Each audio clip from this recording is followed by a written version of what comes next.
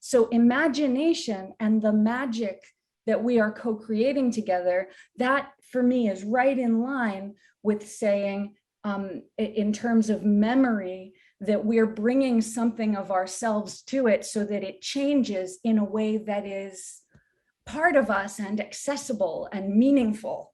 Right. That's different. So that's where I'm at with what you've said so far, and also why I'm so delighted. Yes, yes, because you know, we we we cannot discard it that we live in the universe, right? It's a fact that we live in the universe, and we are surrounded by energy. Wherever we are ourselves energy, and energy flows through us. Energy comes out of us. It's all about energy, and we can transform it in such a way that it helps our brain to remember things if we wish to do that, but we just have to know how to do it. And for anyone who feels a little bit low today, okay, there are two things I would like to say. The first thing is I've learned this from a coach or a group facilitator, okay, and from a woman, and she learned it from another woman, and she said, imagine there's a sieve inside of you. In your tummy, there's a sieve with a lot of holes in it, because that's the function of a sieve. And next time you feel despair, or you feel angry, or you feel afraid, or you feel sad, okay, any of those in brackets, negative emotions, okay, and you feel that, okay, the only thing you need to do is to hold yourself. Any woman who's got a child, knows that when a baby is not, when the baby doesn't feel well, the woman knows that, the mother knows it. And what does the mother do? She picks up the child and holds it. And this holding of it, so I'm done now. Whew, okay. This holding, what it enables you is to hold any of those emotions, okay? Doesn't matter how strong they are or soft or whatever, you just hold it. You can be in public, you can be with your friends, and you can listen to them. See, I even can talk as I'm holding myself. So I'm feeling an emotion right now, okay? And when I let my hands down, then it's gone, okay? So I'm trying through acting do something now. What comes up in my head is to pretend I'm sad. Okay, I'm just before trying to cry. I'm feeling really sad at the moment. So I'm holding that sadness. I'm holding it. It's real. I'm feeling a sadness. I'm really sad at this moment. Oh, I'm just a little bit angry as well. So I'm holding it. I'm holding it. I'm holding. Oh my God, I'm holding it. I'm really holding. I'm holding my sadness. I'm holding my anger. Two feelings at the same time. I'm holding it. I'm holding it. I'm holding it. I'm holding it. I'm holding a little bit more deliberately. And then it dissipates. It's gone. So at the beginning, it was acting, but then it was method acting. And then it was bloody real. I could really feel the sadness. And bam, some anger came along. My God, and I'm really feeling angry again. So I'm feeling a little bit angry now. So I'm holding that anger. You see, I'm holding that anger. I'm holding it. I'm holding it. I'm holding it, and it disappears. So now let me explain what I just did, okay? So I've got an emotion. I feel an emotion in the body. So it's not a feeling. A feeling's in your head. That's thinking. So first is thinking. You think about something negative. So your mind is thinking about something negative. Then you hear the negative thought, and then you have a feeling, and that feeling is triggering emotion. And when you feel that emotion, hold it, I'm saying, hold that. Okay, so what happens is you actually, when you hold it, you're stuffing one of those holes with cotton wool. You're stuffing cotton wool in one of those holes.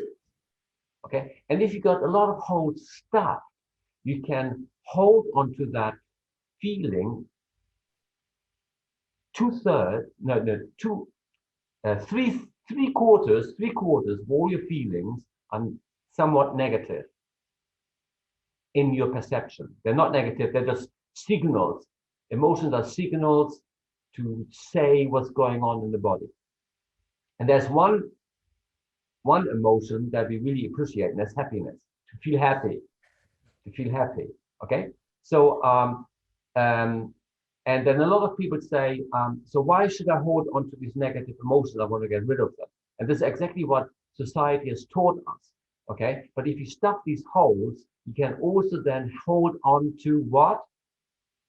Happiness. Happy feelings when they come. So when I'm really happy, I don't need to do this. I'm just feeling happy. Okay. So happiness. How do you get happiness? It starts off by looking into the mirror every day, looking at yourself and saying, I'm enough. I'm enough. You know what? I'm enough. You know what? I'm enough. And your mind cannot say anything against it because you are enough. So you keep on saying, I'm enough in your mirror, looking at yourself until you really feel that you're enough. And then maybe even hold that you are enough. And then when you know that you're enough, other people will know as well. They sense your vibration. Yes, you wanted to say something. That's your job. Interrupt me. That for some who may not be able to look in a mirror or don't have access to a different space or something like that, what we are often doing is we're closing our eyes and breathing and imagining that all of our cells are saying something at once or are feeling something at once. And maybe some of us can imagine our own bodies and faces, and there's a lot of body dysphoria from physical trauma where our bodies don't feel like our bodies are supposed to. We're not connected to our bodies in the ways we want to be because of things that happened.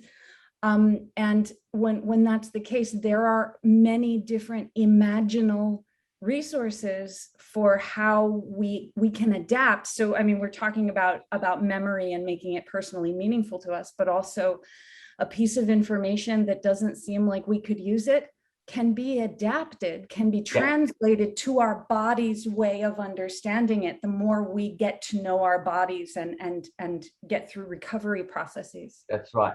That's correct. So you see, like even blind people, people who are blind from birth, that can see in their brain.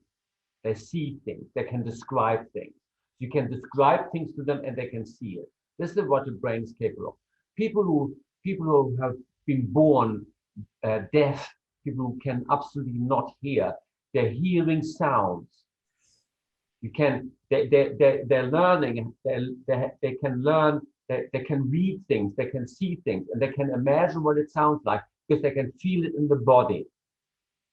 Yes, and when we are tuning into our bodies, this is part of how intuitive public radio started, tuning into what we need to tune into most.